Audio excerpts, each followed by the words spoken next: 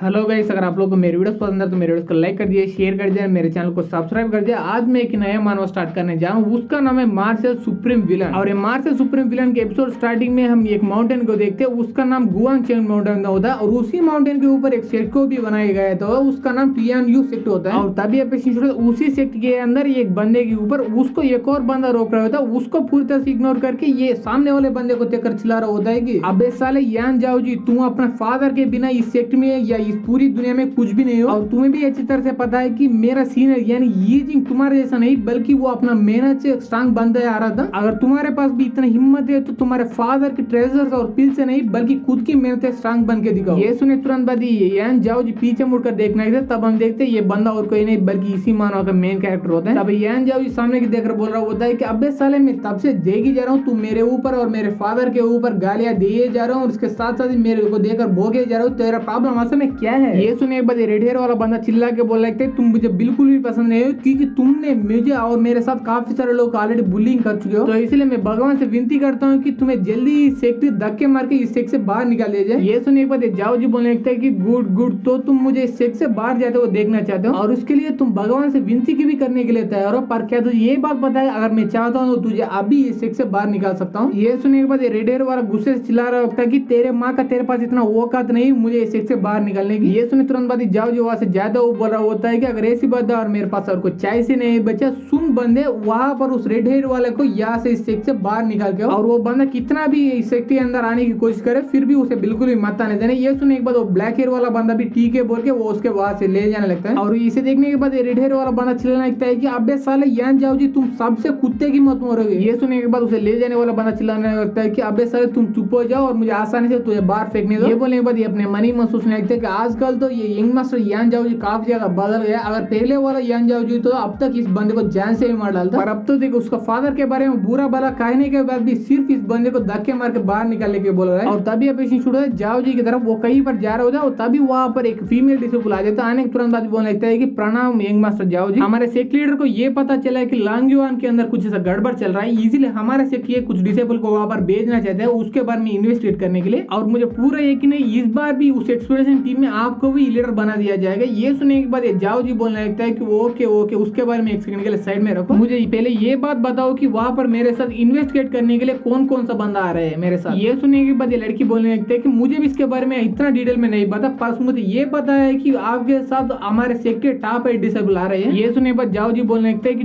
ठीक है वो सारे डिसेबल मेरा जूनियर्स लगेंगे, तो इसलिए मैं सारे जूनियर्स का देखभाल अच्छी तरह से करूंगा। और वैसे भी मुझे भी उस लांगयुआन के अंदर कुछ ऐसा काम है, क्योंकि जो चीज मुझे चाहिए था काफी दिनों से वो वहीं पर ही मिलती है, तो इसलिए वहां पर जाने से मेरा काम भी हो जाएगा, सेक्ट का काम भी हो जाएगा, और ये सारे डिसेबल का एक्सपीरियंस को मिल जाएगा इन्वेस्टिगेट कैसे करते हैं इसके बारे में। इसके बाद वो दो लोग ऐसे ही बात करते करते मेन सेक्ट के मेन एरिया की तरफ जा रहे थे। उसे देखने के बाद कुछ डिसेबल ऐसा बात कर रहा होता है कि अरे बाप रे, मैं महसूस कर सकता हूँ यान जाओ जी का, यंग मास्टर यान जाओ जी का और भी ज्यादा बढ़ चुका है, इसका मतलब इसका कल्टिवेशन और भी ज्यादा बढ़ चुका है। ये सुने बाद दूसरा बंदा बोलने लगता है ऐसा क्यों नहीं बढ़ेगा, क्योंकि वो हमारे सेक्ट के जीनियस में भी जीनियस है। ये सुने बाद तीसरा बंदा बोलने लगता है कि अगर ऐसी बात तो हमारे सेक्ट के one of the strongest Elder यानी एल्डर यान को फाइनली एक वर्थी सक्सेसर तो मिल गया। और गाइस इसका मतलब आप भी समझ चुके होंगे ये यान जाओ जी एल्डर यान का ही बेटा है। ये सुने बाद चौथा बंदा भी वहां पर आ जाता है। आने के बाद बोलने लगता है कि तभी तो ये यंग मास्टर यान जाओ जी हमारी यंगर जनरेशन का लीडर है। और ये सारे बातें सुनते सुनते ये दो लोग सामने की तरफ जा ही जा रहे होते, तभी उनमें से एक बंदा बोला होता है अरे बाप रे, वहां पर तो देखो वहां पर यीजिंग आ रहा है। ये सुने बाद जाओ जी बाजू वाले लड़की से पूछ रहा होता है कि क्या वो टॉप 8 मेंबर्स में ये यीजिंग भी आता है क्या, और ये पूछ ही रहा होता है, तभी वो यीजिंग इसके सामने आ जाता है। और यही बंदा के सपोर्ट को हमारे यान जाओ जी एपिसोड स्टार्टिंग में धक्के मार के बाहर निकाल दिया होता है। और तभी वो पीछे वाली लड़की यान जाओ जी से जवाब देने लगते हैं हाँ वो टॉप 8 में ये भी बंदा आता है, पर आपको भी अच्छी तरह से पता है कि ये बंदे की स्ट्रेंथ आपके काफी ज्यादा कम है। ये लोग ये बात किए जा रहे हो, तभी वहां पर एक बुढ़ा आ जाता है। आने के तुरंत बोलने लगते हैं कि ठीक है, तो यहाँ पर सारे 8 मेंबर्स आ चुके हैं। और उस बुढ़ा को देखने के बाद ये जाओ जो अपने मनी में सोचने लगता है कि अरे यार ये बुढ़ा साला यहाँ पर इस समय पर क्या कर रहा है। और तब हमें बुढ़ाओं की तरफ देखते हैं, इसका नाम एल्डर कू होता है, और ये बोलने लगता है कि तुमको भी ऑलरेडी पता चल चुका हो कि लांगयुआन के अंदर कुछ गड़बड़ होने लगा, तो इसलिए तुम लोगों को ये मिशन दिया गया, और तुम 8 लोग वहां पर जाओगे, जाने के तुरंत बाद उस गड़बड़ के बारे में पता करोगे, और तुम्हारे औकात में रहेगा तो उस गड़बड़ के वहां पर चालू कर लेना। अगर वो गड़बड़ तुम्हारे औकात में नहीं रहेगा तो उसके बाद तुम उसके बारे में अच्छी तरह से डिटेल में पता करके यहाँ पर आकर उसके बारे में सब कुछ बता दो। और इससे ज्यादा तुम लोगों को कुछ ज्यादा ओवर एक्शन करने की कोई भी जरूरत नहीं, क्योंकि वहां पर काफी बड़ा खतरा भी हो सकता है, तो इसलिए तुम लोग चौकना रहना। और एक बार तुम इस मिशन कंप्लीट करके वापस आओगे, उसके बाद हमारे से तुम लोगों को अच्छे अच्छे रिवार्ड भी देंगे। और ये सारे बात सुनने के बाद यी जिंग बोलने लगता है कि एल्डर को आपको इसके बारे में चिंता करने की कोई भी जरूरत नहीं, क्योंकि मेरा ब्रदर्स एंड सिस्टर काफी ज्यादा कल्टिवेट करके स्ट्रांग बन चुके हैं, तो इसलिए मुझे पूरा यकीन है कि वो इस मामले को आसानी से संभाल पाएंगे। ये सुनने के बाद एल्डर को बोलने लगता है कि ओके ओके, मुझे तुम पर पूरा भरोसा है। एक सेकंड कहीं तुम तो कल्टिवेट करके और भी ज्यादा स्ट्रांग बन चुके हो, क्योंकि मुझे देख सकता हूँ तुम अपना नॉलेज को भी ओपन कर चुके हो। ये सुनने के बाद ये जिंग बोलते हैं नहीं मैं इतना भी कुछ कर नहीं, जो कुछ मैं हाजिर किया हूँ आपकी वजह से और आप जैसे एल्डर्स की वजह से। ये बात सुनने के बाद वहाँ पर कुछ डिसेबल बोल रहा होता है कि अरे यार ऐसा कैसे पॉसिबल हो सकता है, क्योंकि वो ऑलमोस्ट हमारे सीनियर ब्रदर यान जाओ जी जितना ताकतवर बन चुका है। ये सुनने के बाद दूसरा डिसेबल बोलने लगता है हाँ मुझे भी ये बात बिल्कुल ही समझ नहीं आ रहा है, क्योंकि सीनियर ब्रदर यान जी के पास अपना फादर एल्डर यान है और उसके साथ उसके बैकग्राउंड भी काफी ज्यादा बड़ा है, फिर भी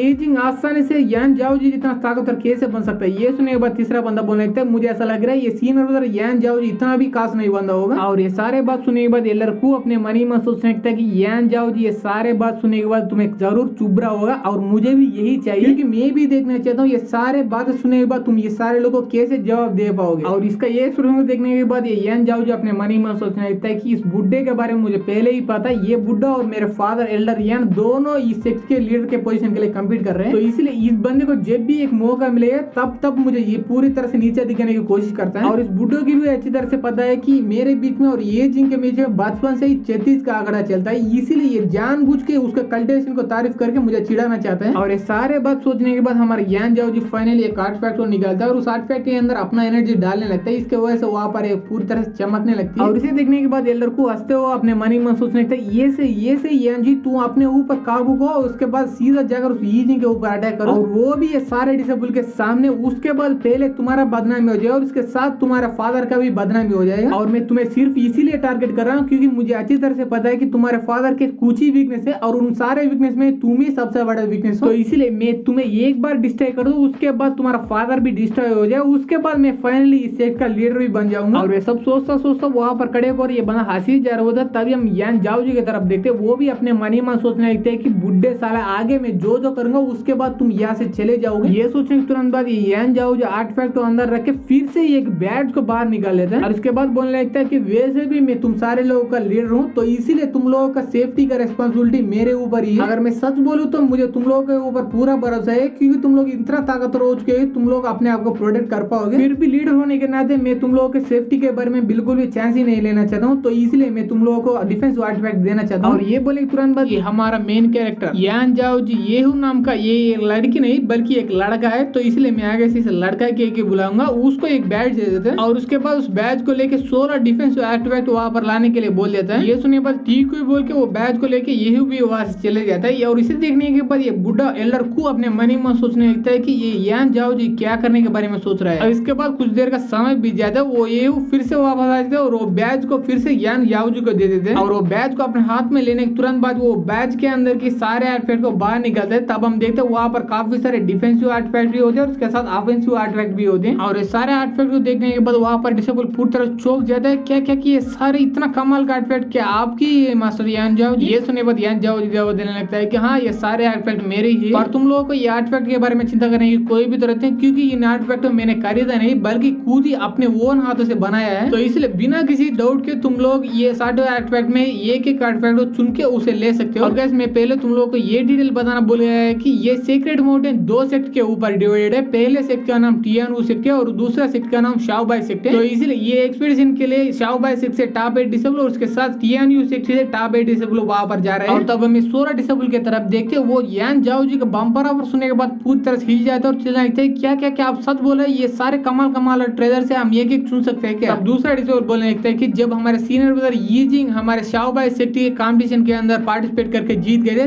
तब उन्हें इतना कमाल का आर्टिफैक्ट मिल गया था। पर अब तो देखो भाई इतना कमाल का आर्टिफैक्ट हमें मुफ्त में मिल रहा है, वो भी किसी कंपटीशन में पार्टिसिपेट करने भी नहीं। तब एक और डिसेबल बोलने लगता है कि पर एक सेकंड सीनियर ब्रदर यान जाओ जी ने अभी बोला कि ये सारे कमाल के ट्रेजर को वो अपने खुद ही हाथों से बनाया है, पर ऐसा कैसे पॉसिबल हो सकता है, क्योंकि उसका कल्टीवेशन अभी तक उतना हाई नहीं है और उसके साथ इतना कमाल ट्रेजर को बनाने के लिए कमाल का आर्टिफैक्ट रिफाइनर की जरूरत पड़ती है। और ये बात पूछने वाला बंदा और कोई नहीं बल्कि इसी यी जिंग फैक्शन वाला एक बंदा होता है। और ये सारे बात सुनने के बाद एल्डर को भी बोलने लगता है हाँ यान जाओ जी तुम एक अच्छा बंदे हो, तो इसलिए ये सारे आर्टिफैक्ट तुम यहाँ पर मुफ्त में लाकर ये सारे लोग को देना चाहते हो और तुम ये सारे लोग को इम्प्रेस करने के लिए और अपने आप को ऊंचा दिखाने के लिए ऐसा झूठ झूठ बोलने की जरूरत नहीं पड़ेगी। तो इसीलिए मुझे सच सच बताओ, क्या ये सारे आर्टिफैक्ट हो तुम्हारे फादर यानी एल्डर यान ने बनाए हैं क्या? और सारे बात बोलने के बाद एल्डर को अपने मन ही मन सोचने लगता है कि मुझे बिल्कुल नहीं लगता कि ये सारे लोग के सामने हीरो बनने के लिए इतना कमाल कमाल का ट्रेजर यहाँ पर लाके ये सारे लोग को फ्री में देगा। पर मैं किसी भी हालत में इस बंदे को हीरो नहीं बल्कि पूरी तरह से जीरो बना के रहूंगा। तब यान जाओ जो बोलने लगता है कि एल्डर को आपको अच्छी तरह से पता है कि आर्टिफैक्ट रिफाइनर की जरूरत पड़ेगी अगर वो बंदा आउटर क्रिस्टल फर्नेस को यूज करके आर्टिफैक्ट बना रहा है तो पर आपको ये भी अच्छी तरह से पता होगा कि कोई बंदा इनर क्रिस्टल फर्नेस को यूज करेगा तब उसके पास आर्टिफैक्ट रिफाइनर की नॉलेज होने की जरूरत ही नहीं पड़ेगी और उसके पास कुछ ज्यादा समय होने की जरूरत नहीं पड़ेगी, क्योंकि वो इनर क्रिस्टल फर्नेस काफी ज्यादा कमाल गया और उसको यूज करके आर्टिफैक्ट बनाना काफी ज्यादा आसान है मेरे जैसे नल्ले बंदे के लिए भी। और वो इनर क्रिस्टल फर्नेस का नाम सुनते ही एल्डर को पूरी तरह चौंक जाता है और बोलने लगता है कि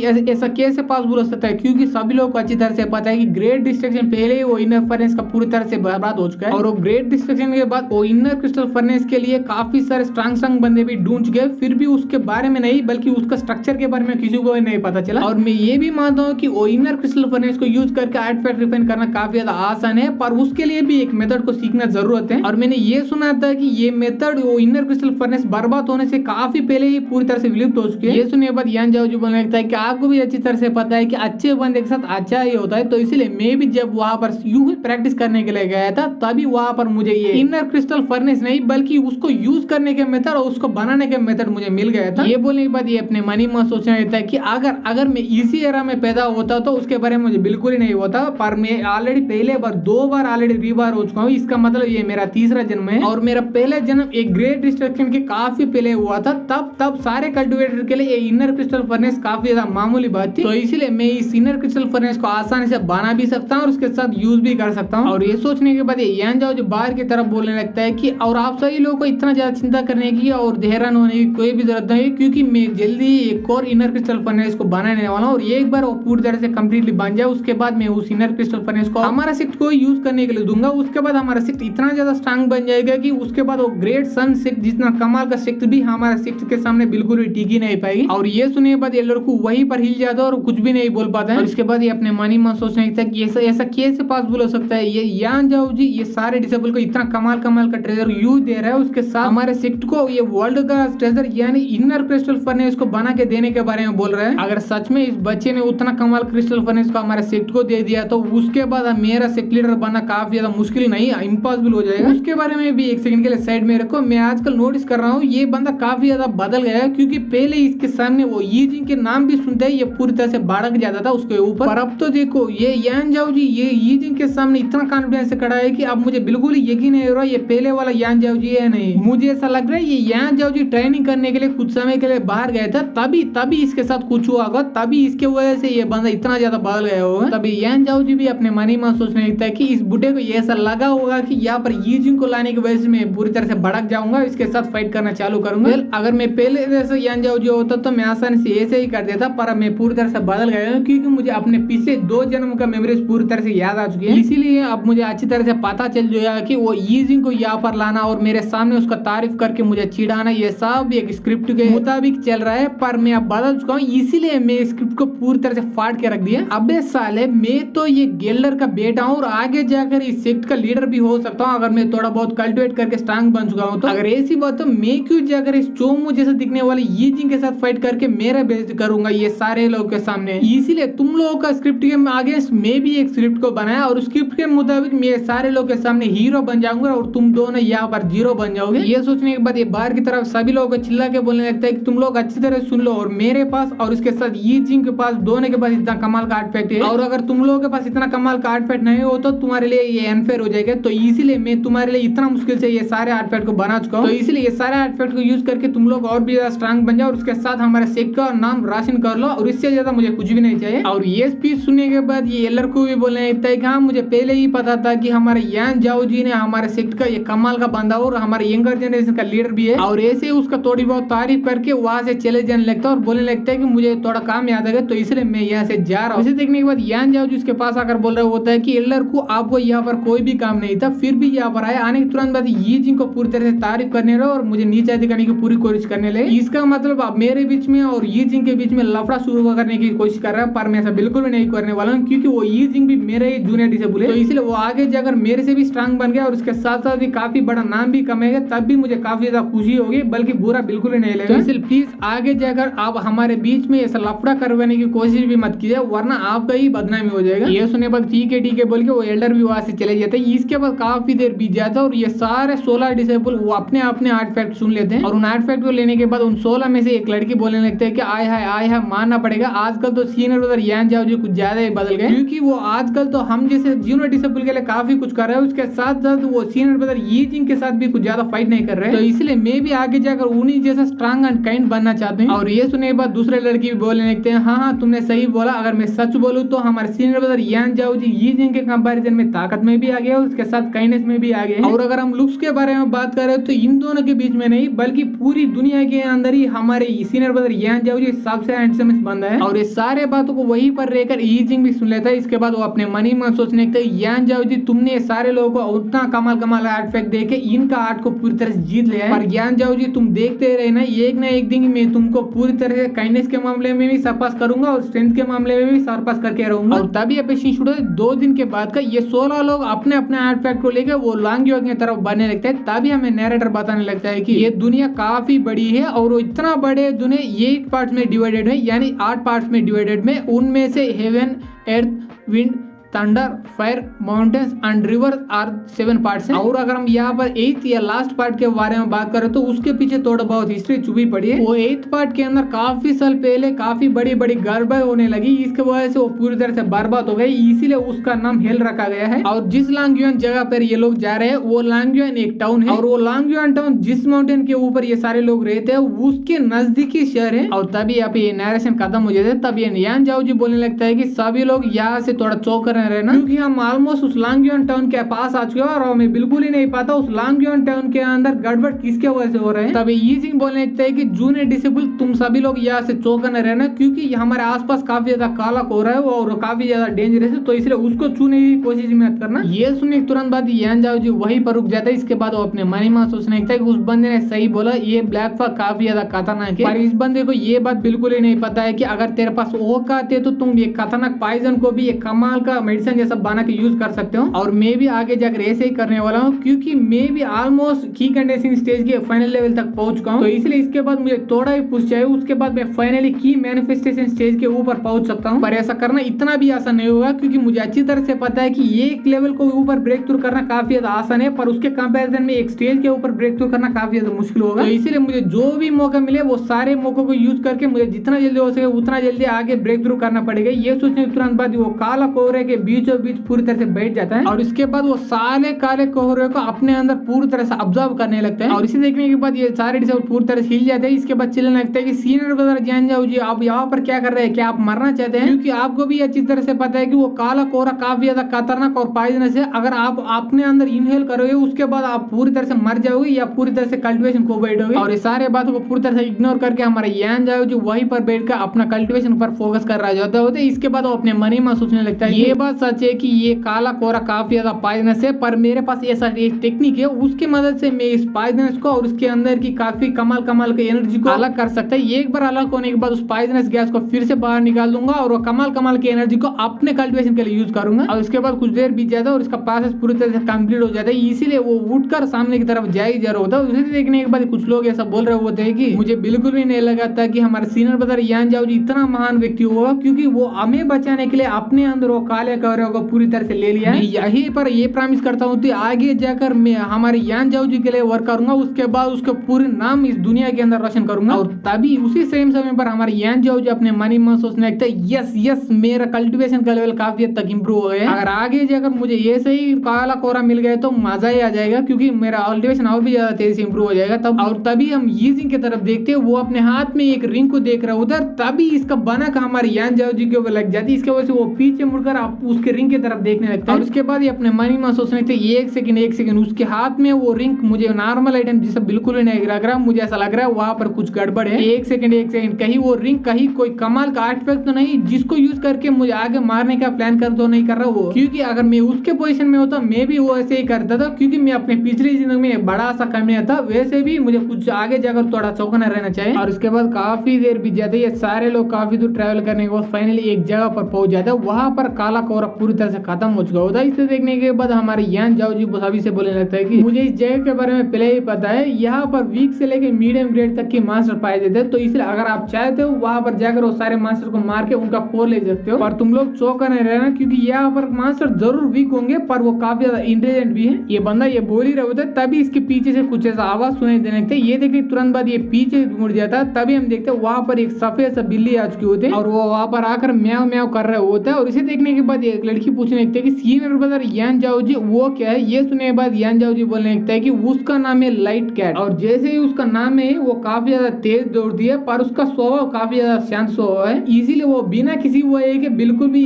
ह्यूमन पर नहीं अटैक करते। और मैंने ये भी सुना था कि ये कुछ ह्यूमंस को भी पास में बचा चुकी है जैसा कैट। ये सुनने के बाद उसके सामने वाली लड़की पूछने लगता है कि अगर ऐसी बात है सीनियर ब्रदर, क्या मैं उस कैट को पकड़ के पा सकती हूँ क्या। ये सुनने के बाद सीनियर ब्रदर यान जाओ जी बोलने लगता है हाँ तुम उसको पकड़ सकते हो और पाल भी सकते हो, मुझे इससे कोई भी एतराज नहीं। और उस कैट को स्नेक लेडर ग्रास काफी ज्यादा पसंद है, और जितना मुझे याद है तुम लड़की वहां पर पूरी तरह से उसे कलेक्ट कर रहे हैं, तो इसलिए एक बार उस स्नेक लेडर ग्रास को उसे दिखा के देखो, उसके बाद वो कैट ही तुम्हारे पास आ जाएगी। ये सुने तुरंत थैंक यू सीनियर ब्रदर बोल के उस ग्रास को बाहर निकालते और उस कैट को दिखाते उसे अपने पास बुला लेने लगती है। और जैसे कि यान जाओ जी ने पहले ही कहा था, वो कैट इसे देखने के तुरंत बाद इसके पास आ जाते हैं, आने के तुरंत बाद उसे खाने की कोशिश करने लगते हैं। और इसे देखने के बाद ये लड़की उस ग्रास को उस कैट को दे देती है, और इसके बाद ये तीनों लड़कियां उस कैट से खेलने लगते हैं और बोलने लगते हैं कि आय है कितना सफेद और कितना प्यारा कैट है। और ये लोग ऐसा खेल ही रहे होते हैं, तभी वो कैट को एक बंदा दिखाई देने लगते हैं, वो वहां पर नीचे गिर चुका होता है। और इसे देखने के तुरंत बाद उसे बचाने के लिए कैट काफी तेज से उस बंदे की तरफ बढ़ने लगते हैं उसे बचाने के लिए नीचे गिरने से। तब हम देखते हैं वो कैट ऑलमोस्ट उस बंदे के पास पहुंचने ही वाले होते, तभी हम देखते हैं वो बंदा उस कैट को पूरी तरह से पकड़ लेता है। और उसके बाद बोलने लगता है कि हाँ मेरे सीनियर ब्रदर ने मुझे पहले ही बोल दिया था कि इस जैसा लाइट कैट काफी ज्यादा बुद्धू होते हैं, और वो किसी बंदे को मुसीबत में देखने के बाद उसे बचाने की पूरी कोशिश करता है, और ये भी ऐसा किया और मेरा पकड़ में आ गया। चलो भाई ये कैट तो मेरा पकड़ में आ गया, आगे जाकर और भी नाटक करके और भी कैट को पकड़ना है, तो इसलिए चले जाता हूँ ये बोल के वो वहां से चले जाने लगता है। और ये सारे कांड को ये तीनों लड़कियां भी देख लेते, तभी इनमें से एक लड़की बोलने लगते है कि अबे साले तेरे यूनिफॉर्म को देखकर मुझे ऐसा लग रहा है तू कमी ना ग्रेट सन सेक्ट के मेंबर हो गए। तब दूसरी लड़की बोलने लगता है कि अबे साले तेरे अंदर कोई शर्म नाम का चीज नहीं है क्या, क्योंकि वो लाइट कैट इतना छोटे होने के बाद भी तुम्हें बचाने के लिए अपना पूरा कोशिश कर रहे हैं, फिर भी तुम बेशर्म जैसा उसका दया को यूज करके उसे पकड़ने की कोशिश कर रहे हो। ये सुने बाद सामने वाला बंदा बोलने लगता है कि मैं बेशर्म नहीं बल्कि यही बड़ा बुद्धू है, इसीलिए मैं आसानी से मेरे पकड़ में आ गई। ये सुने के बाद ये लड़की बोलने लगती है तुम बड़ा बेशर्म बंदे हो। ये सुने बाद सामने वाला बंदा बोल रहा होता है इस दुनिया के अंदर, इस कल्टीवेशन दुनिया के अंदर जिसके पास ताकत होती है, जिसके पास ज्यादा बंदे होते हैं उसका ही सारे लोग बात मानते हैं, और मेरे पास काफी सारे बंदे हैं। और ये बोलने के तुरंत बाद वहां पर उसी सेक्ट के काफी सारे बंदे उसके पीछे आ चुके होते हैं। इसे देखने के बाद सारे लोग पूरी तरह चौंक जाते हैं, और तभी हमारे यान जाओ जी ये से पूछ रहा होता है ये तुम वहां पर जाकर एक बार देख के आओ, कहीं वो सारे लोग के साथ एक एल्डर भी आया होगा। ये सुनी तुरंत बाद ये वहां पर जाकर चेक करके आ जाते, और हमारा यान जाओ जी के पास आकर बोल रहा होता है कि नहीं मुझे कोई भी एल्डर नहीं दिख रहा। ये सुने बाद यान जी बोलने लगता है अगर ऐसी बात तो हमें चिंता करने की कोई भी जरूरत नहीं, हम सारे लोग मिलकर ये सारे लोग के साथ अच्छी तरह से खेल सकते हैं। तभी ये सामने वाला बंदा अपने से डिसेबल से बोल रहा होता है कि भाइयों और बहनों तुम लोग ने पहले देख चुका है कि ये कम्युनिटियानु सेक्ट ये कैट के लिए मुझे ही धमकी देने की कोशिश कर रहे थे पहले, तो इसीलिए हम भी ये कम्युनिटियानु सेक्ट को अपने औकात दिखाएंगे और हमारे सेक्ट का भी औकात दिखाएंगे, तो इसलिए तुम लोग रेडी हो जाओ ये सारे कम्युनिटी की कुटाई करने के लिए। तभी हम इन लोगों की तरफ देखते हैं, ये लोग अपने अपने तलवार लेके और अपने अपने हथियार लेके खड़े ऑलरेडी हो चुके हैं। तभी इनमें से एक बंदा बोल रहा होता है अबे साले हम तो कब से तैयार है, पर तुम ही असल में तैयार नहीं हो क्योंकि तुम ऐसा बेकार सा भाषण देने में पूरी तरह से लगे पड़े हो। ये सुनने बाद सामने वाला बंदा बोल रहा होता है सॉरी ब्रो, मैं इसीलिए भाषण दे रहा था क्योंकि अगर हम ये सारे लोगों के साथ फाइट करेंगे तो ये फाइट आसानी से या जल्दी ही पूरी तरह से खत्म हो जाएगा, क्योंकि हमारे पास 8 लो ग्रेड की कमाल के आर्टिफैक्ट है। ये बोलने के बाद यान जाओ जी की तरफ बोल रहा होता है कि फट गए ना, ये सुन के तभी वो लोग भी अपना आर्टिफैक्ट दिखाने लगता है, और ये देखने के बाद इसकी सच में पूरी तरह फट जाती है। और इसके बाद ये चिल्लाने लगता है कि ऐसा कैसे पास बोल सकते हो, तुम्हारे पास 16 आर्टिफैक्ट है, वो भी लो ग्रेड के नहीं बल्कि मीडियम ग्रेड है। और तभी हमारे टीएनयू सेक्ट के लोग ये ग्रेड सन सेक्ट के लोगों के ऊपर पूरी तरह से अटैक कर देते हैं। और जैसे कि इस बंदे ने पहले ही बोल दिया था कि इन दोनों के बीच का फाइट काफी जल्दी और काफी आसानी से खत्म भी हो गया था। और उसके बाद हमारे टीएनयू सेक्ट के डिसेबल ये सारे लोगों के ट्रेजर्स, कपड़े और कीमती आइटम सारे ले लेते हैं। और तब हम इस बंदे की तरफ देखते हैं, ये अपने कच्चे को पकड़ कर बोल रहा होता है कि अबे साले तुम लोगों को शर्म नहीं आता है कि तुम लोग मेरे कच्चे को चुराने के बारे में भी सोच रहे हैं। ये सुनने पर सामने वाला एक बंदा बोला होता है अबे साले तेरे कच्चे लेके मैं क्या करूंगा, तेरा कच्चे को कुत्ते भी नहीं सूंघेगा। तब हम ये तीनों लड़कियों की तरफ देखते हैं, इनमें से एक लड़की बोलने लगती है कि कमी ने कह के तुमने पहले हम तीनों लड़कियों से वो कैट चुराने की कोशिश किया, अब तो देखो हमने सिर्फ तुम्हारे नहीं बल्कि तुम्हारे सेक्ट के सारे डिसेबल के सारे ट्रेजर और कपड़े भी ले लिए, और मैंने इस कांड के बारे में पहले ही सुन चुका हूँ। हाँ अब याद आ गया,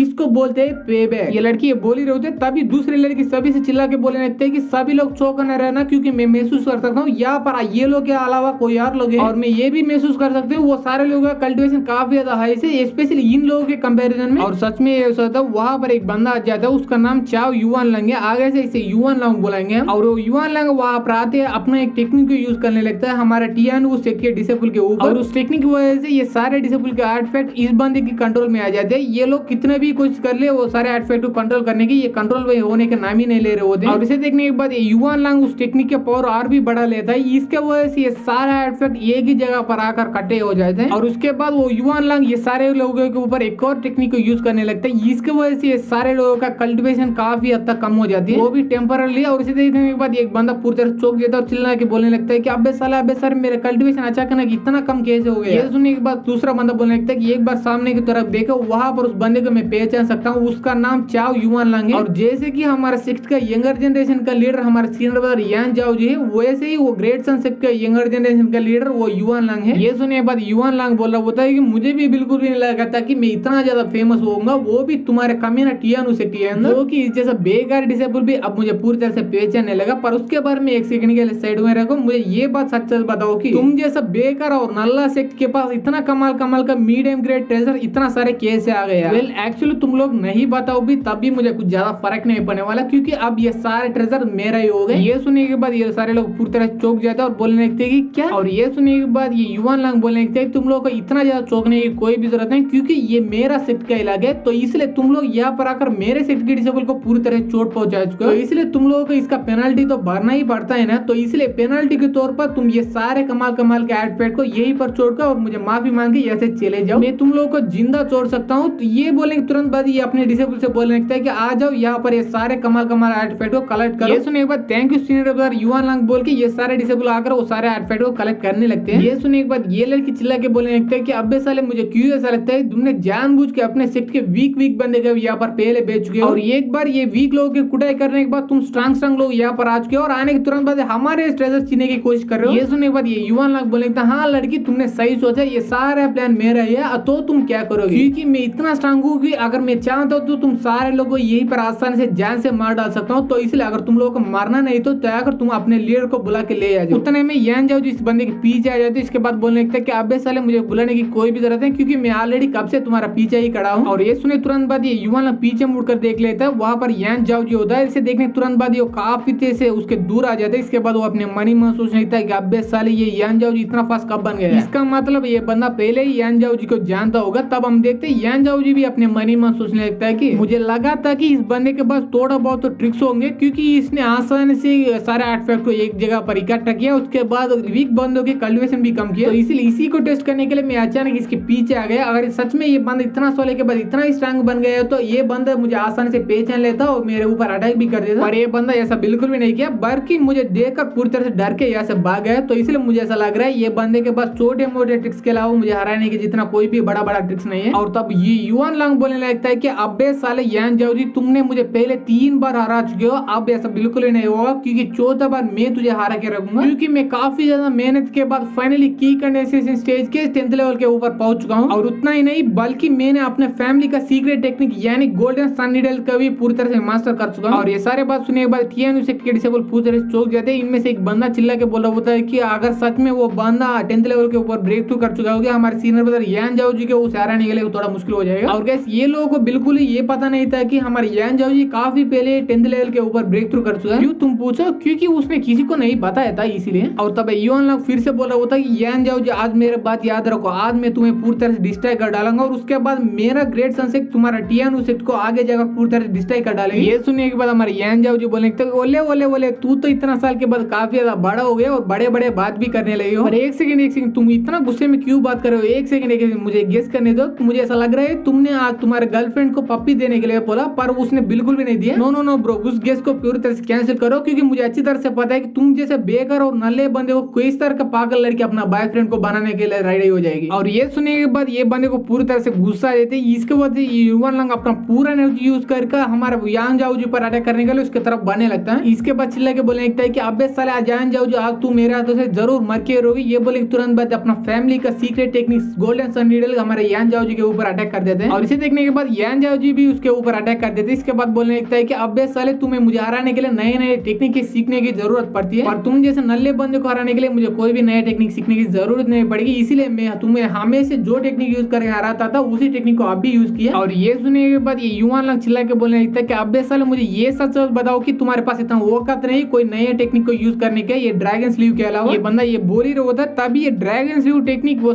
गोल्डन सन नीडल टेक्निक को पूरी तरह से खत्म करके इस युवान लंग की तरफ बढ़ने लगते हैं। इसे देखने तुरंत बाद ये युवान लंग अपने चारों ओर एक शील्ड को बना लेता है और तभी ये ड्रैगन जाकर उस शील्ड को पूरी तरह से टकरा जाती है। इसके वजह से वहां पर एक बड़ा सा ब्लास्ट और धुआं और इस धुआं हटने के बाद हम देखते हैं वो युवान लंग को थोड़ा बहुत तो चोट लग चुकी होती है। इसकी वजह से जोर जोर से चिल्लाने लगता है कि यान जाओ जो आज मैं इसका बदला लेके तुझे जान से मार के ही रहूंगा। ये सुनने के बाद यान जाओ जिसके चिड़े थे वो बोला होता है कि अबे साले क्या तू पूरी तरह से अंधे है क्या, क्यों तो दिखाई नहीं दे रहा है, मैं यहीं पर खड़ा हूँ तो इसे तू इतना ज्यादा जोर जोर से चिल्लाने की जरूरत नहीं है। ये सुनने के बाद युवान लंग को और भी ज्यादा गुस्सा आया था। इसके वजह से गार्ड पाम नाम का एक जोरदार अटैक हमारे यान जाओ जी के ऊपर करते हुए बोल रहा होता है कि अबे साले मुझे ऐसा लग रहा है यही तुम्हारा लास्ट वर्ड है। ये बोले तुरंत बाद ये बंदा हमारे यान जाओ जी के ऊपर वो गार्ड पाम के साथ वो गोल्डन नीडल अटैक भी कर देता है और इसे देखने के बाद यान जाओ जी अपने मन ही मन सोचने लगता है कि ओके ओके दो कमाल का अटैक्स को कंबाइन कर लिया, अब मुझे थोड़ा पावर लगाना पड़ेगा। और तब हमें ग्रेट सन सिटी दो डिसेबल की तरफ देखते ये बंदा चिल्ला के बोला होता है कि अरे बाप रे ये तो हमारे सीनियर ब्रदर युवान लंग का कमाल का गार्ड पाम का अटैक है। तब दूसरा बंदा बोला होता है हाँ उसके साथ तो हमारे सीनियर ब्रदर वो गोल्डन नीडल टेक्निक को यूज कर रहा है। मैंने सुना था कि अगर ये दोनों टेक्निक को किसी के ऊपर यूज करे अगर वो बंदा की मैनिफेस्टेशन स्टेज का बंदा भी हो तब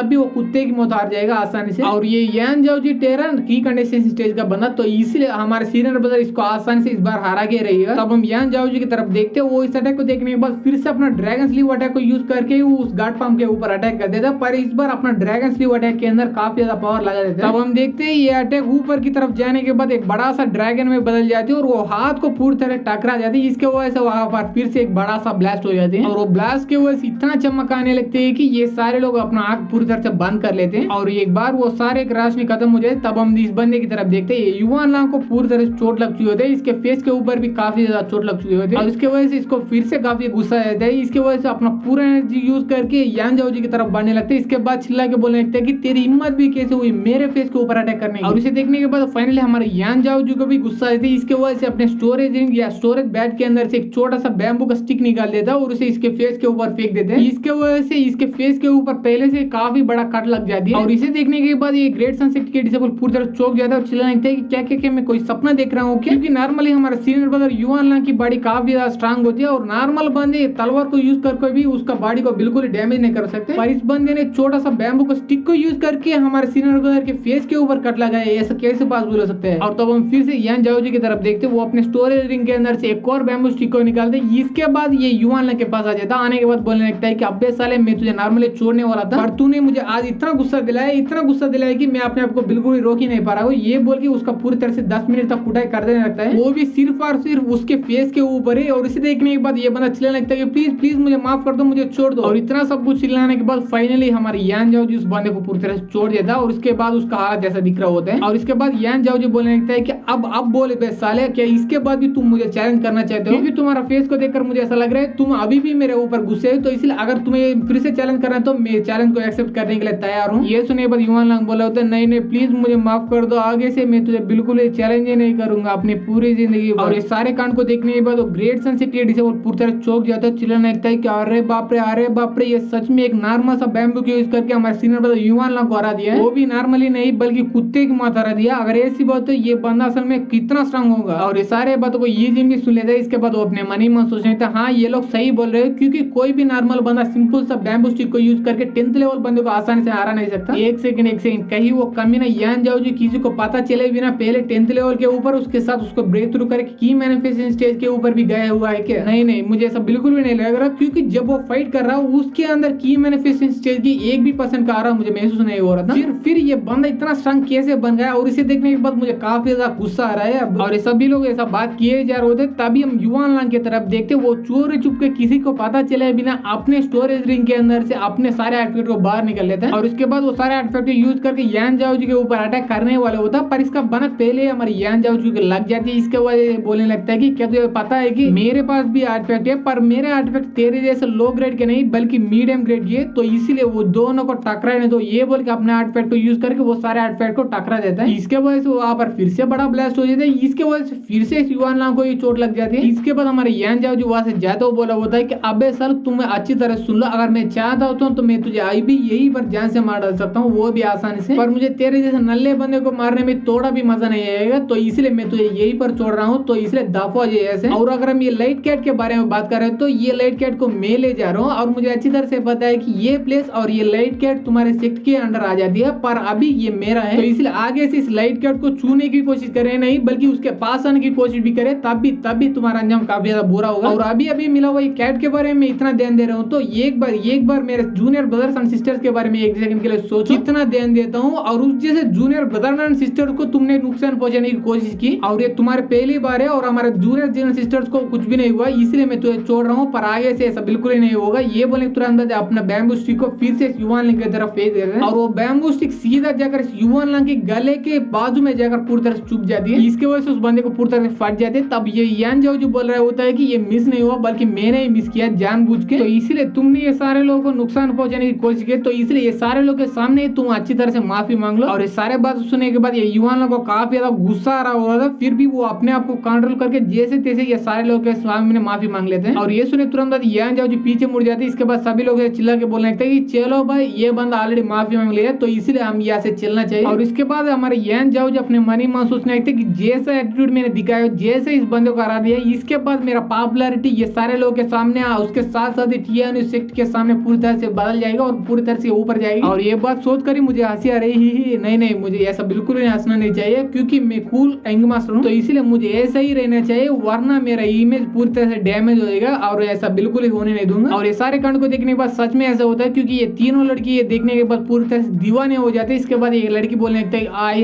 हाय मैं आगे से किसी से शादी करने वाला हूँ इसी से। तब दूसरा लड़की बोलने लगता है मुझे पूरा यकीन है कि हमारा सीनियर ब्रदर यान जाओ जी पिछले जन्म में कोई गार्ड या एंजल हुआ होगा। और तब हम यान जाओ जी की तरफ देखते वो सारे लोग के सामने आकर बोला होता है कि जब मैं और युवान लांग फाइट कर रहे थे तब हमारे क्लासेस की वजह से शॉक वेव बाहर रिलीज हुए थे और कहीं वो शॉक वेव की वजह से किसी को चोट नहीं लगी ना, अगर तुम्हें चोट लगी तो मेरे पास मेडिकल हब से आकर मेरे से ट्रीट करवा सकते हो। तुरंत बाद एक लड़की इसके पास आ जाती है, आने तुरंत बाद यान जाओ जी के हाथ को अपने चेस्ट के ऊपर लगा लेते हैं। इसके बाद बोलने लगते हैं कि ऐसा लग रहा है सीनियर ब्रदर आपकी ये कमाल की फाइट को देखने के बाद मेरे हार्ट को पूरी तरह से चोट लगे, क्योंकि जब आप मेरे पास आए तभी मेरा हार्ट पूरी तरह से जोर से धड़कने लगा। और गाइस मानना ही पड़ेगा ये लड़की को काफी ज्यादा अच्छी तरह से फ्लर्टिंग करना आता है। और इसके बाद हमारे यान जाओ जी के नाक से खून निकल जाता है और इसके बाद वो कुछ भी नहीं बोल पाता। इसके बाद वो अपने आप को जबरदस्ती चुड़ा लेते हैं। इसके बाद बोलने लगता है कि इसके बारे में एक सेकंड के लिए साइड में रखो, अगर किसी और को कोई इंजरीज हो गए तो मेरे पास आ सकते हैं। ये सुने तुरंत बाद एक बंदा इसके पास आ जाता है और अपना शॉट को खोल के दिखाने लगता है कि ये देखो भाई मेरा भी इंजरीज हो गए तो इसलिए मुझे भी हील करो। ये सुने तुरंत बाद यान जाओ जी भी कुछ भी नहीं बोल पाती। इसके बाद वो अपने मनी में सोचते क्या ये बंदे को सच में ऐसा लगता है मैं कोई गे हूँ कि ये बंदा इतना ज्यादा खुश हो रहा है मेरे ट्रीटमेंट की वजह से। और ये सोचने तुरंत बाद जैसे तैसे करके उस बंदे को पूरी तरह ट्रीट कर देते हैं। और तभी एपिसोड उड़ता है गुआनचेंग माउंटेन के ऊपर और इसका अभी इंग्लिश ट्रांसलेशन हुआ है। इसका नाम ब्रॉड क्रीड माउंटेन है, आगे से मैं इसे ब्रॉड क्रीड माउंटेन ही बुलाऊंगा। और तब हम देखते हैं उसी माउंटेन के ऊपर एक कमरे के अंदर दो बंदे बात कर रहे होते हैं। तब इनमें से पहले वाला बंदा बोला होता है कि मैंने अभी सुना वो युवान लांग को वो यान जाओ जी ने पूरी तरह से हरा दिया, वो भी चौथा बार, वो भी अपना सिर्फ ड्रैगन टेक्निक का यूज करके। और ये बात 100% कंफर्म है क्योंकि हमारे एक बंदा वहां पर आता, वहां पर वो पूरा कांड को देखने के बाद फिर से मेरे पास आ गए और वो सारे कांड के बारे में मुझे अच्छी तरह से बता दिया। ये सुनने के बाद दूसरा बंदा बोलने लगता है कि अच्छी बात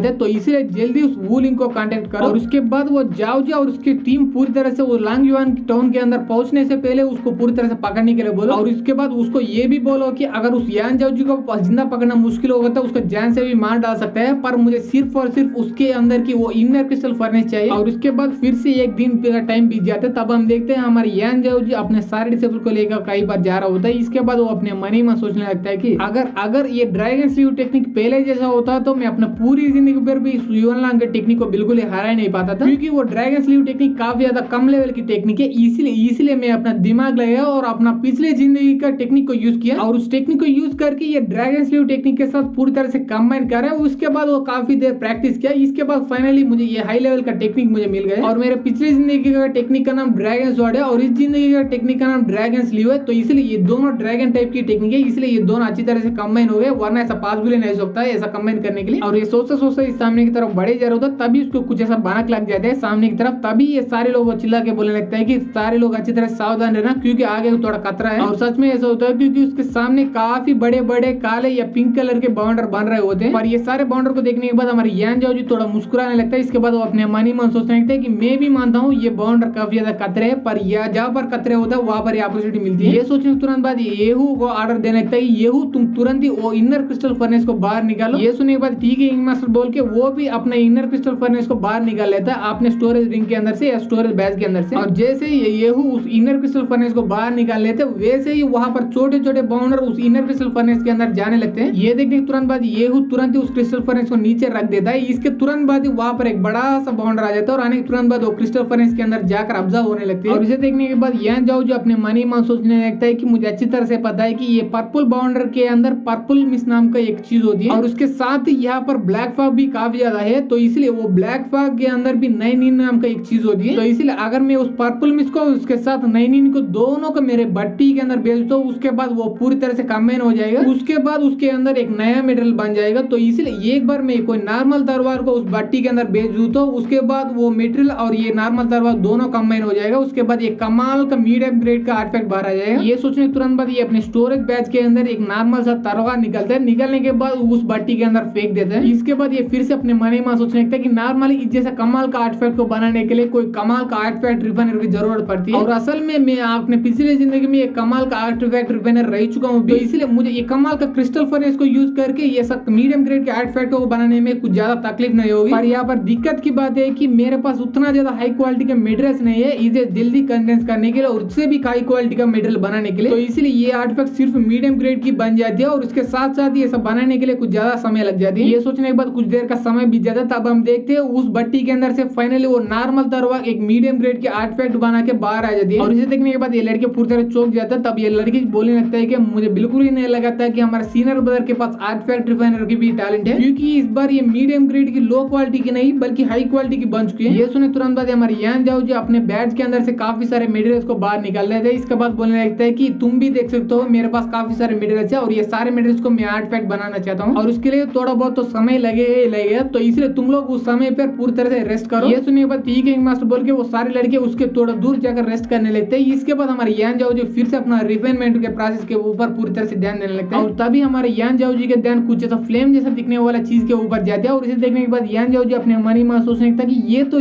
एक एजेंस फ्लेम, ऐसा लग रहा है आज तो मेरा पूरे जिंदगी का सबसे लकीस्ट दिन है। और तभी ये एजेंस फ्लेम को ये लड़कियां भी देख लेते हैं। तब इनमें से एक लड़के बोलने लगता है कि सीनियर ब्रदर यान जाओ जो आपको देखकर मुझे ऐसा लग रहा है आपको ये एजेंस फ्लेम चाहिए, पर अगर आप इसको पकड़ना चाहते हो तो इसके पहले आपको अपना रिफाइनमेंट का प्रोसेस पूरी तरह छोड़ना पड़ेगा। पर आपको ऐसा करने की कोई भी जरूरत नहीं क्योंकि हम यहाँ पर है और आपने मेरे लिए पहले ही काफी कुछ किया है, तो इसलिए आपके लिए हम ऐसा छोटा सा एजेंस फ्लेम को आपके लिए ला सकते हैं आसानी से। ये सुनने के बाद यान जाओ जो बोलने लगता है नहीं तुम लड़के मेरे मदद करने की कोशिश कर रहे हैं, यही मेरे लिए काफी है, पर मैं तुम लोगों को वहां पर नहीं भेज सकती क्योंकि वहां पर खतरा भी हो सकता है। तो इसलिए ये हूँ मैं तुम्हें ये काम दे रहा हूँ और मुझे तुम पर पूरा भरोसा है, तो इसलिए जाओ जाने तुरंत बाद उस एजेंस फ्लेम को तुरंत ही पकड़े यहाँ पर लाओ। ये सुनने के बाद ठीक है मास्टर बोल के वो एजेंस फ्लेम को लेने के लिए काफी तेजी से उसकी तरफ बनने लगते हैं। तभी हम देखते हैं उससे भी काफी तेजी से एक काले कलर की चीज वो एजेंस फ्लेम की तरफ बनने लगती है और वो काले कलर का चीज का बनक हमारे जाओ जी को पहले ही लग जाते हैं। इसकी वजह से वो फिर से अपना ड्रैगन स्लीव अटैक वो काले कलर की चीज के ऊपर कर देते हैं। इसकी वजह से ड्रैगन स्लीव अटैक सीधे हमारे येहू के बाजू से जाकर वो काले कलर की चीज को लग जाती है। इसकी वजह से वो काले कलर की चीज वही पर बर्बाद हो जाती है। और इसके बाद हमारे यान जाओ जो अपने मनी में सोचने लगता है कि एक सेकंड मुझे ऐसा लग रहा है वो काले कलर की चीज एक ईवल स्पिरिट है और उतना ही नहीं बल्कि ये ईवल स्पिरिट किस डायरेक्शन में आ रहा है उसी डायरेक्शन में वो लांग युआन टाउन भी है। इसका मतलब ये तो नहीं हम कितना खतरा वहां पर सोच रहे हैं उससे भी काफी गुना खतरा वहां पर हमारे लिए वेट कर रहे हैं। अगर ऐसी बात तो हमें कितना हो सके उतना ज्यादा प्रिपेयर होने के बाद ही उस टाउन के अंदर जाना पड़ेगा वरना हमारे ऊपर भी मुसीबत आ सकती है। ये सोचने के बाद ये सभी लोग चिल्ला के बोलने लगता है कि मुझे ऐसा लग रहा है एजेंस फ्लेम वो सारे ईवल स्पिरिट को अट्रैक्ट कर रहे हैं अपने तरफ, तो इसीलिए वो एजेंस फ्लेम को अटैक करो और ऐसा करने की वजह से वो एजेंस फ्लेम पूरी तरह से वीक हो जाएगी। उसके बाद हमारे हाथों में आसानी से आ जाएगा। अभी हम ये जिंग की तरफ देखते हैं वो अपने हाथ के ऊपर वो लाल कलर की रिंग को देखकर अपने मन ही मन सोचने लगता है कि ये एजेंस फ्लेम पूरी तरह से परफेक्ट है मेरे अंदर की ट्रू फायर को कल्टिवेट करके उसे और भी लेवल्स बढ़ाने के लिए। और उतना ही नहीं बल्कि मुझे ये भी लग रहा है कि ये एजेंस फ्लेम को यूज करके मैं अपने हाथों के ऊपर की ये रिंग के सील को पूरी तरह से बर्बाद कर सकता हूँ। और इतना सारा फायदा होने के बाद भी मैं इतना कमाल का एजेंस फ्लेम को अकेला उस यान जाओ जी को कैसे लेने दे सकता हूँ। पर यहाँ पर की दिक्कत की बात यह है कि मैं उस एजेंस फ्लेम को वो सारे लोगों के बीच में जाकर कैसे ले सकता हूँ। और तब हम एजेंस फ्लेम की तरफ देखते हैं उनके ऊपर सारे लड़के मिलकर अटैक कर रहे होते हैं। इसके वजह से वो एजेंस फ्लेम काफी ज्यादा डर रहे होते हैं और इसीलिए काफी दूर भाग रहे होते होते हैं इनसे। और इसे देखने के तुरंत बाद ये सारे लड़के मिलकर उस एजेंट फ्लेम के पीछे भागने लगते हैं और तब हम देखते हैं वो एजेंट फ्लेम भागते भागते फाइनली यीजिंग के पास आकर पहुंच जाती है। और इसे देखने के बाद यीजिंग काफी ज्यादा खुश हो जाता है और इसके बाद वो अपने मन ही मन सोचने लगता है यही मेरा चांस है। ये बोलने के तुरंत बाद वो एजेंट फ्लेम को पकड़ने के लिए काफी तेज उसकी तरफ बढ़ने लगता है। तभी ये सारे कांड को हमारे यान जाओ जी भी देख लेते हैं। उसके बाद वहाँ पे सारे डिसेबल देख लेते हैं। तब वो सारे डिसेबल चिल्ला के बोलने लगते हैं कि यीजिंग तुम क्या करने के बारे में सोच रहे हो। और तभी हमें यान जाओ जी के पहले जिंदगी के बारे में पता चलती है। वो अपने पहले जिंदगी में एर्थ का ही बंदा था, वो भी नॉर्मल बंदे जैसा गेम्स की खेलता था और उसके साथ मानव ही पड़ता था। और हर मानव और हर एनिमे जैसा उसको ही एक ट्रक की वजह से उसका मौत हो जाती है। इसके वजह से वो फिर से ग्रेट डिस्ट्रक्शन के पहले वाला टाइम में पूर्णतः से रिबॉर्न हो जाता है। पर बैड लक की वजह से वहीं पर भी वो बंदा मर जाता है। उसके बाद फाइनली यान जाओ जी जैसा अब रिबॉर्न हो चुका है। और तब हम यान जाओ जी की तरफ देखते हैं। वो अपने मन ही मन सोचने के ये सीन तो एग्जैक्टली एक कल्टिवेशन मानवा की सीन जैसा ये लग रहा है मुझे, क्योंकि हर कल्टिवेशन मांगा के अंदर एक एमसी होता है और वो मेन कैरेक्टर को जरूर एक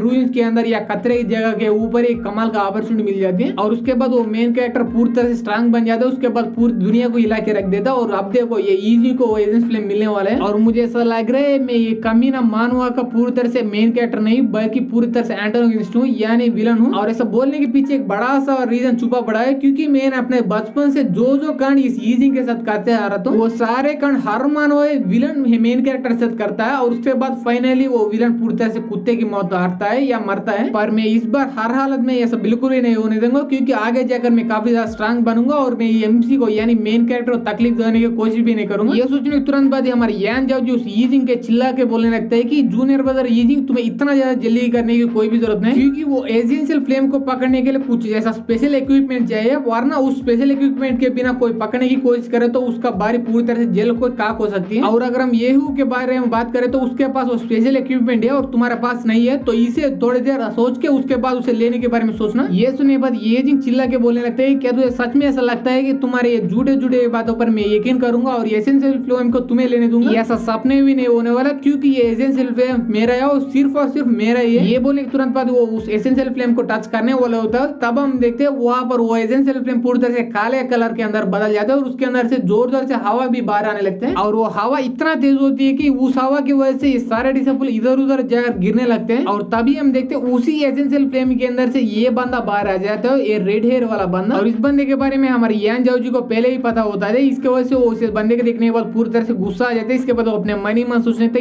ये कमीना है तो वो रेड स्पिरिट का लीडर है। मुझे पहले ही लगा था कि वो एसेंशियल फ्लेम नॉर्मल इतना आसान से कोई भी बंदे को नहीं मिलता, पर मुझे इतना आसान से दिखा है। और अब मुझे पूरी तरह समझ आ गई है वो एसेंशियल फ्लेम असली नहीं बल्कि इस बंदे की पूरी तरह से चाल है। और उसके बारे में एक सेकंड के लिए साइड में रखो। इस बंदे को या इसकी पूरे ऑर्गेनाइजेशन को मेरे फादर ने जाकर पूरी तरह से कुटाई कर डाला, तो इसलिए इस बात का बदला लेने के लिए ये कमीना मेरे ऊपर रिवेंज लेने के लिए यहाँ पर आ चुका होगा। और सच में होता है ये रेड हेड वाला बंदा चिल्ला के बोलने लगता है कि तुम यान नाम के बच्चे तुम्हारे फादर ने मेरा और मेरा ऑर्गेनाइजेशन का पूरी तरह से बेच दिया है, तो इसलिए उसका ही बदला लेने के लिए मैं यहाँ पर आ चुका हूँ। और यही बात तुम्हें जान से मार डालू, उसके बाद मैं तुम्हारे फादर के पास जाकर तुम्हारे फादर को भी जान से मार डालूंगा। ये सुने तुरंत हमारे यान जाओ जो अपना सारा आर्टिफैक्ट को बाहर निकाल लेते हैं। इसके बाद बोलने लगता है कि अबे साले तू अभी से यहाँ से नहीं जाओ तो मैं तुम्हें जान से ही मार डालूंगा, क्योंकि मैं इतना काफी गुस्से में हूँ, मैं तुम्हारे ऊपर बिल्कुल ही दया नहीं दिखाऊंगा। अगर तेरे पास इतना औकात है जाकर मेरे फादर के साथ ही फाइट करो। और सारे बातों को इग्नोर करके वो रेड हेड वाला बंदा एक जोरदार अटैक कर देता है, पर हमारे यान जाओ जी के ऊपर नहीं बल्कि यीजिंग के ऊपर। और तब हम यीजिंग की तरफ देखते हैं, उसको वो एसेंशियल फायर मिल चुका होता है। इसके वजह से वो अपना रिंग के अंदर की वो सील को पूरी तरह से खोलने में लगा हुआ होता है। और सारे कांड को देखने के बाद यान जाओ जी इसके साथ येहू दोनों हिल जाते हैं। तब येहू पूछने लगता है कि मास्टर यहाँ पर असल में क्या हो रहा है? वो रेड हेयर वाला बंदा आपको छोड़कर उस यीजिंग को क्यों अटैक कर रहा है? ये सुनने के बाद यान जाओ जी भी थोड़ी देर से सोचता है। इसके बाद बोलने लगता है कि मुझे ऐसा लग रहा है उसको मेरे फेस के बारे में और मैं कैसे दिखता हूँ उसके बारे में बिल्कुल नहीं पता। और उस बंदे ने ये सोचा होगा कि जो भी बंदा उस एसेंशियल फ्लेम में लेगा वही बंदा वो यान जाओ जी होगा। एक सेकंड में सही से सोचूं तो उस रेड हेयर वाला बंदे को मेरा नाम तक भी नहीं पता था, इसीलिए उस यीजिंग को मैं समझ के उसको ऊपर अटैक कर रहा होगा वो कमीना। ये बोलने के बाद ये अपने मन ही मन सोचने लगता है कि मुझे ऐसा लग रहा है एग्जैक्टली अभी भी ऐसा ही हो रहा है, क्योंकि मैंने जो कल्टिवेशन मांगा वो पहले पढ़ा हुआ है। सारे मांगा के अंदर पता नहीं कहां से पर अचानक कोई नया विलन आ जाता, आने के तुरंत बाद बिना किसी वजह के एमसी से साथ यानी मेन कैरेक्टर के साथ पंगा लेता है। उसके बाद उसको जान से मारने की कोशिश करता है। अरे यार मुझे पहले काफी ज्यादा बुरा लगता था मैं यहाँ कम विलन होने की वजह से, पर अब मुझे काफी ज्यादा खुशी हो रही है। और तभी हम यीजिंग की तरफ देखते हैं, उसको भी फाइनली उस अटैक का भनक लग जाती है। इसके बाद वो अपने ऊपर की तरफ देखने के बाद चिल्लाने लगता है कि अबे साले यहाँ पर क्या हो रहा है और इतना खतरनाक अटैक मेरे ऊपर क्यों आ रहा है और किसने ये अटैक किया? ये सोचने तुरंत बाद ये अपने हाथ को आगे करके उसे रोकने की पूरी कोशिश करता है उसके ऊपर अटैक करके, पर तभी काफी ज्यादा लेट हो चुके होते हैं क्योंकि वो अटैक ऑलमोस्ट इसके पास आ चुके होते हैं। और इसे देखने के बाद वो अपने चारों ओर एक शील्ड को बना लेते हैं एनर्जी को यूज करके। और इसके बाद ये अपने मनी में सोचने लगते हैं कि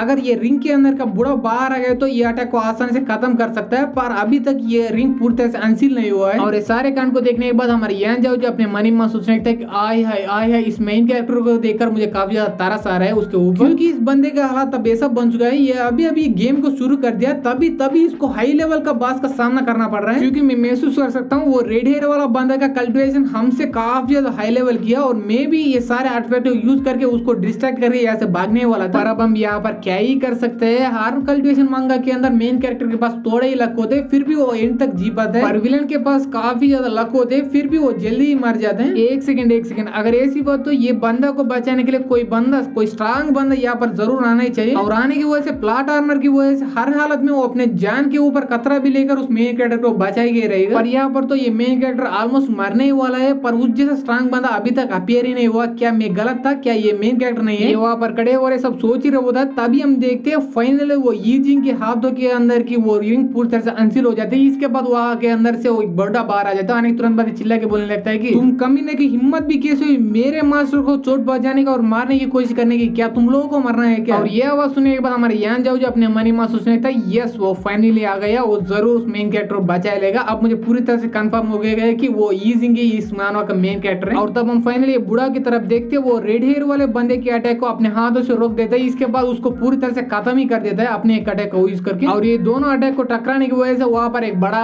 सा ब्लास्ट हो जाती है और वो ब्लास्ट की शॉक वेव की वजह से ये इनर क्रिस्टल फर्नेस वहां पर नीचे गिर जाते हैं काई के अंदर। और इसे देखने के बाद यान जाओ जो अपने मनी में सोचने लगता है कि अबे साले मैं मेन कैरेक्टर नहीं हूँ तो मेरा चीजें क्यों बर्बाद हो रहा है इनके बीच में। और तब हम देखते हैं वो रेड हेयर वाला बंदा अकेला नहीं आ चुका होता है, बल्कि उसी रेड स्पिरिट गैंग का कोई और बंदा भी आ चुका होता है। और तब रेड हेयर वाला बंदा दूसरे बंदे से बोल रहा होता है कि मैं इस बूढ़ा के साथ डील करता हूँ, तभी उसी सेम समय को ढूंढकर उस यान जाओ जी को पूरी तरह से मार डालो। क्या नहीं इसका मतलब यीजिंग को मार डालो। ये सुने एक बात यस सर बोल के ये यीजिंग की तरफ काफी तेजी से बढ़ने लगते हैं। और तब हमें रेड हेयर वाला बंदे की तरफ देखते हैं, वो बूढ़ा की तरफ बढ़ते हुए बोला होता है कि अबे साले बुड्ढे तू आज नहीं तो कल जरूर मर के रहेगा, तो इसलिए आज ही मेरे हाथों में मर जाए। और तब हमें बुड्ढे की तरफ देखते हैं, वो भी काफी तेजी से इसकी तरफ बढ़ते हुए बोला होता है कि अबे साले तेरे पास इतना औकात नहीं मुझे मारने के लिए। और ये बोले तुरंत बाद वो दोनों हवा में फाइट करने लगते हैं और वो दोनों इतना स्ट्रांग होते हैं, वो दोनों जब टकराते हैं वहां पर एक बड़ा सा ब्लास्ट होने लगता है और वो दोनों बिल्कुल ही दिखाई नहीं दे रहा हो, इतना फास्ट तेजी से फाइट कर रहे होते हैं। और ये सारे कांड को वहां पर सारे डिसेबल उसके साथ यीजिंग भी देख रहा होता है। तभी हम देखते हैं उसके पीछे वो रेड स्पिरिट गैंग का दूसरा बंदा आ जाता है और इसके बाद बोलने लगता है कि अबे साले हम यहाँ पर तुम्हारे फादर की वजह से तुम्हें मारने के लिए आया है, तो इसलिए अगर तुम्हें किसी को दोस्त देना चाहते हो तो तुम्हारे फादर को दोस्त दो। ये बोलने तुरंत बाद यीजिंग के ऊपर अटैक करने वाला होता है, तभी इसका बनक यीजिंग को भी लग जाता है, पर उतने में वो बंदा अपना स्ट्रांग अटैक करके इस यीजिंग को पूरी तरह से नीचे गिरा देता है। पर नीचे की तरफ जमीन नहीं बल्कि एक बड़ा सा काई होता है, इसीलिए सीधा जाकर ये यीजिंग उस बड़ा सा काई के अंदर गिर जाता है। और ये सारे कांड को हमारे जाओ जी भी देख लेता है। इसके बाद उस यीजिंग के बारे में चेक करने के लिए वो उस काई के नीचे की तरफ देखने लगता है और इसे देखते देखते अपने मनी में सोचने लगता है कि मानना पड़ेगा भाई, मानना पड़ेगा ये यीजिंग सच में एक मेन कैरेक्टर है, क्योंकि मैं साफ साफ देख सकता हूँ वो काई के अंदर काफी सारा लावा पड़ा हुआ है और वो यीजिंग सीधा जाकर उस लावे के अंदर गिर गए हैं। और उसके बाद वो कोई भी बंदा हो, वो नॉर्मल बंदा हो या पूरी तरह से कल्टिवेट हो, फिर भी वो आसानी से मर जाएगा। पर यहाँ पर ये यीजिंग को मरना छोड़ो, बल्कि इसके ऊपर उसके वजह से 1% का चोट नहीं लगा हुआ है। और तब हम नीचे की तरफ देखते हैं यीजिंग की तरफ, वो भी पूरी तरह से चौका पड़ा हुआ होता है, मैं अभी तक कैसे जिंदा हूँ, ये वहाँ पर पड़े हो और ये सब सोच ही रहा होता है। तभी हम देखते हैं हमारे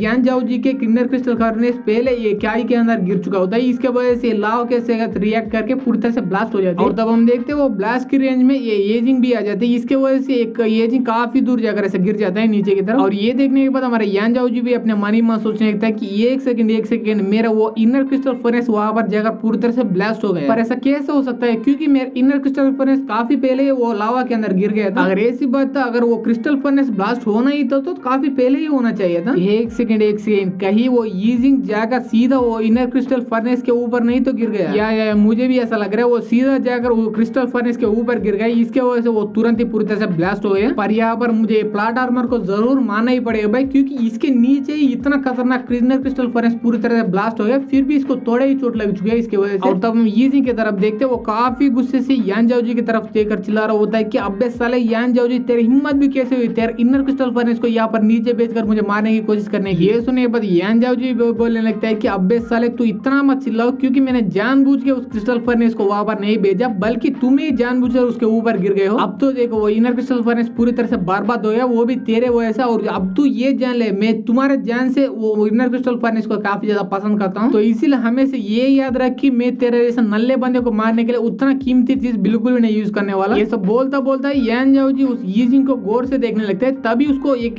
सोल नजर आते हैं और वही सोल उस यीजिंग को लावा से प्रोटेक्ट कर रहे होते हैं। और वो सोल किसी और से नहीं बल्कि इसी लाल कलर के रिंग से आ रहे होते हैं। और इसे देखने के बाद यान जाओ जी अपने मनी में सोचने लगता है कि इंटरेस्टिंग, वेरी वेरी इंटरेस्टिंग। मुझे पहले ही पता था कि वो लाल कलर का रिंग कोई नॉर्मल सा आर्टिफैक्ट बिल्कुल भी नहीं है, बल्कि काफी मिस्टीरियस सा आर्टिफैक्ट है। अब तो देखो वो रिंग ही इसको पूरी तरह से प्रोटेक्ट कर रहा है। पर मुझे अभी भी ये बिल्कुल समझ नहीं आ रहा है कि उसके अंदर का वो आत्मा कौन है, और उसके साथ साथ वो लाल कलर रिंग के अंदर से वो बुढ़ाव कहां से गया, वो कौन है। ये बंदा ये सब सोच ही रहा होता है। तभी हम नीचे की तरफ देखते हैं, वहां पर पहली ब्लास्ट की वजह से एक चेन रिएक्शन होने लगता है, इसके वजह से दूसरा ब्लास्ट भी हो जाती है। और उसी ब्लास्ट की वजह से यीजिंग के लाल कलर के रिंग के अंदर की कोई चीज सीधा ऊपर की तरफ जा रहा होता है। और इस चीज को हमारे यान जाओ जी भी नोटिस कर लेते हैं, इसके वजह से उसे आसानी से पकड़ लेते हैं। और वो चीज एक आयरन से बना हुआ कार्ड जैसा दिख रहा होता है। और वो कार्ड को देखने के बाद ये यान जाओ जी अपने मनी में सोचने लगता है कि एक सेकंड क्या मैं यहाँ पर कोई सपना देख रहा हूँ, या इस आयरन कार्ड के अंदर की एनर्जी और ग्रेट डिस्ट्रक्शन के पहले आइस एंशिएंट स्वॉर्ड के अंदर ये एनर्जी सेम जैसा महसूस हो रहा है मुझे। अगर मैं सही हो तो ये आयरन कार्ड काफी ज्यादा पावरफुल होगा, क्योंकि वो ग्रेट डिस्ट्रक्शन के पहले ये आयरन कार्ड को या वो एंशिएंट आइस स्वॉर्ड को सिर्फ ड्रैगन क्लैन के लोग यूज कर रहे थे। और वो ड्रैगन क्लैन के लोग काफी ज्यादा स्ट्रांग और पावरफुल होते हैं, इसलिए वो स्ट्रांग और पावरफुल चीजों के यूज कर लेते। लेट मी चेक, ये बोल के अपनी एनर्जी वो आयरन कार्ड के अंदर डालकर उसको चेक करने की पूरी कोशिश कर रहा था। पर ये कितना भी कोशिश कर ले, उसके अंदर की एनर्जी को ये बिल्कुल ही महसूस नहीं कर पा रहा होता है। और इसे देखने के बाद ये अपने मनी में सोचने लगता है कि ओके मुझे इतना भी जल्दी नहीं है, क्योंकि ये आयरन कार्ड अब से हमेशा मेरे पास ही रहने वाला है, इसीलिए मुझे इतना भी जल्दी नहीं करना चाहिए ये कार्ड के बारे में पता करने के लिए। और ये सोचने तुरंत बाद वो आयरन कार्ड को तुरंत ही अपना स्टोरेज बैग के अंदर रख लेता है। इसके बाद वो शाओ बाई के सेक्ट के सारे लोगों को देखकर बोल रहा होता है कि मुझे अच्छी तरह से पता है कि तुम शाओ बाई के सेक्ट का लीडर यीजिंग है, और तुम लोग भी ऑलरेडी देख चुके हो बदकिस्मती से तुम्हारा लीडर यीजिंग वो काय के अंदर गिर गया है, वहां पर लावा है काफी सारा। तो इसीलिए अभी तक हमें ये बिल्कुल भी पता नहीं है कि वो अभी तक जिंदा है या नहीं। तो इसीलिए अभी के लिए तुम्हारा लीडर मैं ही हूँ, तो इसलिए आगे से तुम लोग मेरे ही कमेंट को फॉलो करेंगे। ये सुनने के बाद वो सारे लोग भी टी के सीनियर बोले थे, ये बंदा ये सब बोले जा रहा होता, तभी वो रिंग के अंदर से आया हुआ वो बुढ़ा काफी तेजी से यीजिंग की तरफ बढ़ने लगता है, और बढ़ते बढ़ते चिल्ला के बोलने लगता है कि अच्छी तरह से सुन लो तुम रेड स्पिरिट गैंग के कमीने, अगर मेरे मास्टर यीजिंग को कुछ हुआ तो आगे जाकर मैं तुम्हारे रेड स्पिरिट गैंग के पास आऊंगा, उसके बाद तुम्हारे एक एक बंदे को जान से मार डाल के रहूंगा। और ये सारे कांड को देखने के बाद यान जाओ जी अपने मनी में सोचने लगता है कि जब मुझे मौका मिले तब मुझे इस बुढ़ाओ के बारे में, और ये बुढ़ा उस यीजिंग को क्यों मास्टर बुला के कह रहा है, इसके बारे में पता करना पड़ेगा। अभी आप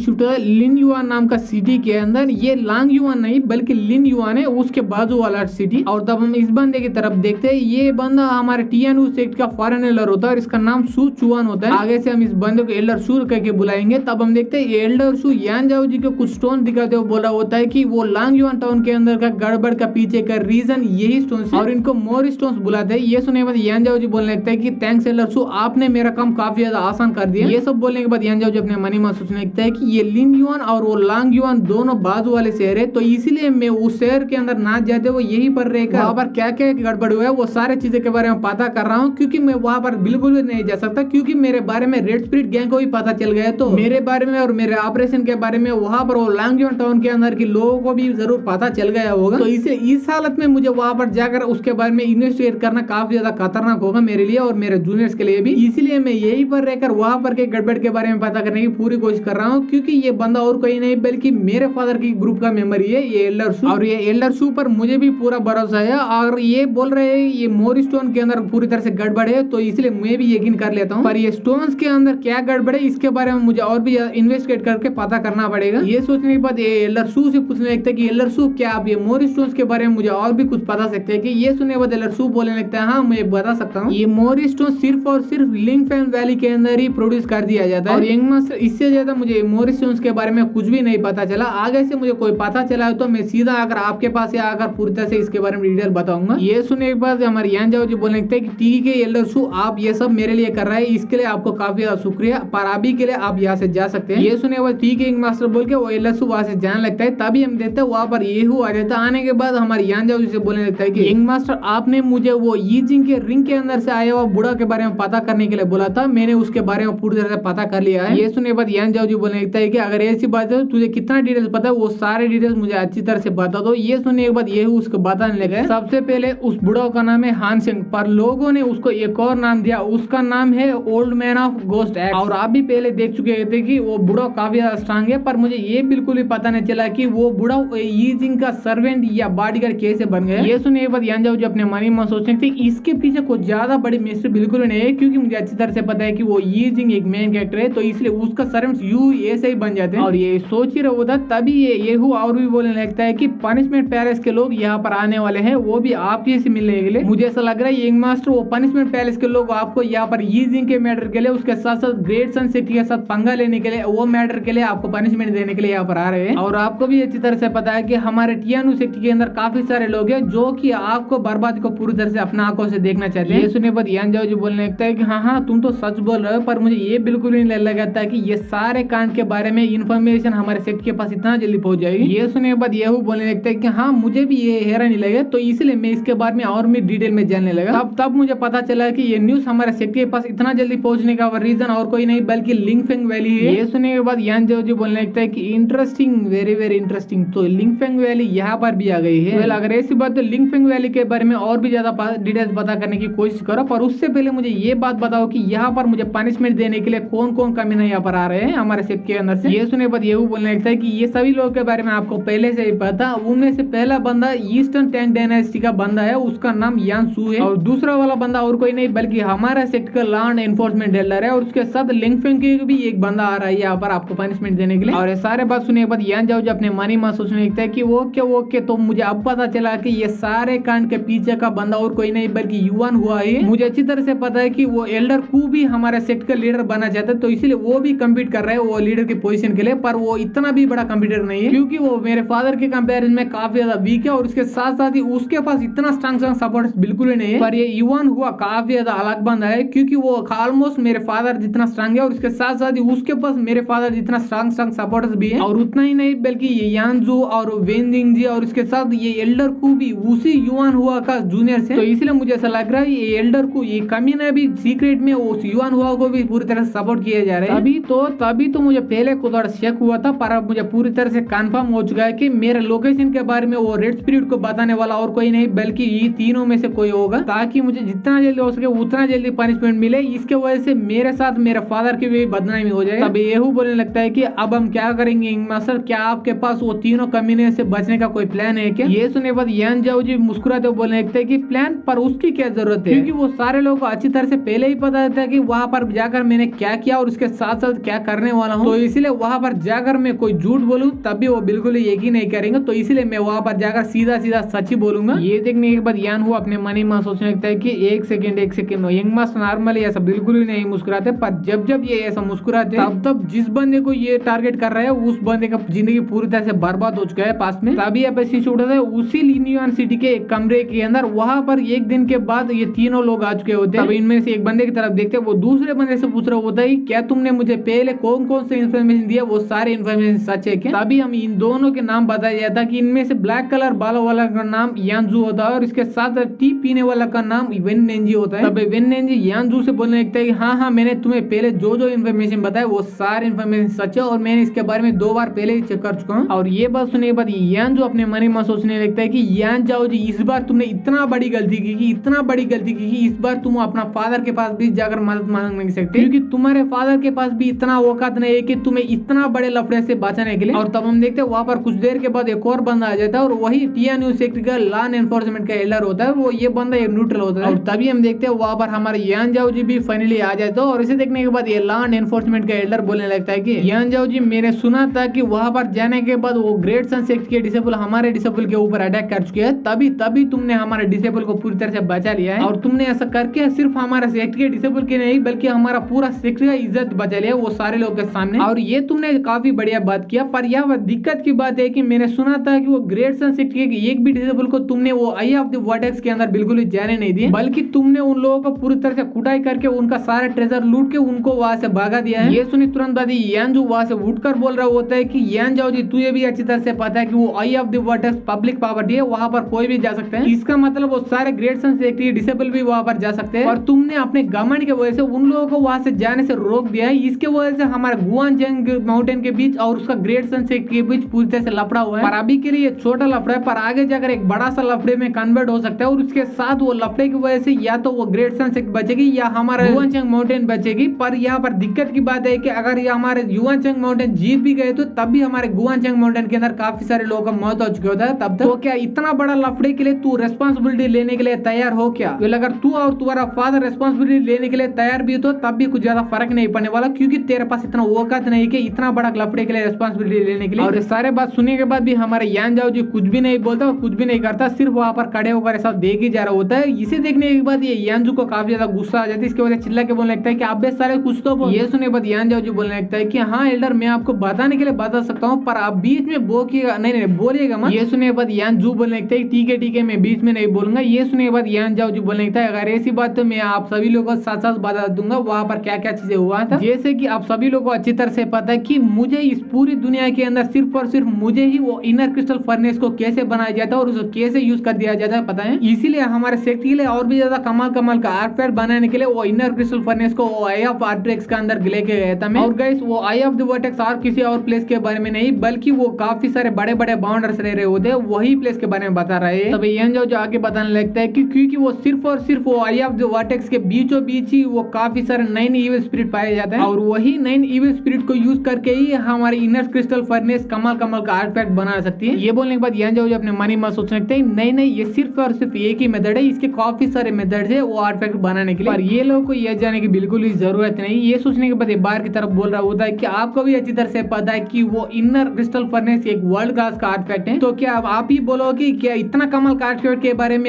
बाहर की सारे लोगों और सारे सेट को पता चलना दे क्या? इसलिए मैं वहां पर किसी और को बिल्कुल भी आने नहीं दिया। और उसके साथ हम युवान लंग के बारे में बात करें तो उसको मैं सिर्फ हराया था पर वहां से बिल्कुल भी भागा नहीं था, पर वही पूरी तरह से एम्बेरस होकर वहां से भाग गया था। ये सुनने बाद यानजू बोलने लगता है कि ठीक है अगर ऐसी बात तो मुझे भी कोई कंप्लेंट नहीं है इसके बारे में। ये सुनने के बाद ये विन्नेन जी बोलने लगता है कि यान जाओ जी ये सिर्फ तुम्हारे बात है पर तुम्हारे ये बातों को प्रूव करने के लिए कोई भी एविडेंस बिल्कुल ही नहीं है, पर उसके बारे में भी एक सेकंड साइड में रखते हैं। तुमने पहले ये बोल दिया था कि वो आई ऑफ द वर्टेक्स के अंदर 9 इविल स्पिरिट नाम का एक जगह है पर उसके बारे में हमें से किसी को नहीं पता, तो इसलिए उसके बारे में मुझे एविडेंस दो वरना मैं तुम्हारे बातें बिल्कुल ही नहीं मानने वाला। ये सुनने के बाद यान जाओ जो कुछ भी नहीं करता और कुछ भी नहीं बोलता, बस अपना आंख बंद करके वहां पर खड़े हो रहा होता है। इसे देखने के बाद ये विनजिन जी बोलने लगता है कि यान जाओ जी अगर तेरे पास कोई भी एविडेंस नहीं है तो मैं ये मानता हूँ कि तुम्हारे बात पूरी तरह से गलत है और मेरे से झूठ बोले तो एक बात है पर तुम यहाँ पर लॉ एनफोर्समेंट एलर के सामने झूठ बोल रहे हो, तो क्या तुझे ये बिल्कुल ही नहीं पता है कि ऐसा करने की वजह से तुम्हारा पनिशमेंट और भी ज्यादा बढ़ जाएगा। ये बोलने के बाद ये अपने मन ही मन सोचने लगता है कि मुझे पहले ही पता है कि ये जो बात बता रहा है वो सारे बातें सच है पर इसके पास कोई भी प्रूफ नहीं होगा, इसीलिए अभी के लिए लॉ एनफोर्समेंट एलर के सामने इसका बेइज्जती हो जाएगा। जब ये हमारे सेक्ट के यहाँ पर लौटेगा तब वो सारे सेक्ट के लोगों के सामने इसका पूरा बेइज्जती हो जाएगा। इसकी वजह से इसके फादर के सपोर्ट के कुछ लोग हमारे फैक्शन में आ जाएंगे, उसके बाद हमारा फैक्शन काफी ज्यादा स्ट्रांग हो जाएगा, तब हमारा सीनियर ब्रदर युवान हुआ ही हमारा सेक्ट का लीडर बन जाएगा। और तभी यान जाओ जी बोलने लगते हैं कि तुम मानो या ना मानो उससे मुझे घंटा भी फर्क नहीं पड़ता, मुझे सिर्फ और सिर्फ लॉ एनफोर्समेंट एल्डर को मनाना है। ये सुनने के बाद ये वेनेन जी को काफी ज्यादा गुस्सा आता है, इसके वजह से चिल्लाने लगता है कि यान जाओ जी तुम ये बात को बीच में ही रोकर यान जाओ जी बोलने लगता है कि लॉ एनफोर्समेंट एल्डर आप मेरी बात अच्छी तरह सुनिए, अगर मैं यहाँ पर झूठ बोलूं तो उसके बाद मेरे ऊपर ही नहीं बल्कि हमारा पूरा गुआनचंग माउंटेन के ऊपर मुसीबत आ सकती है,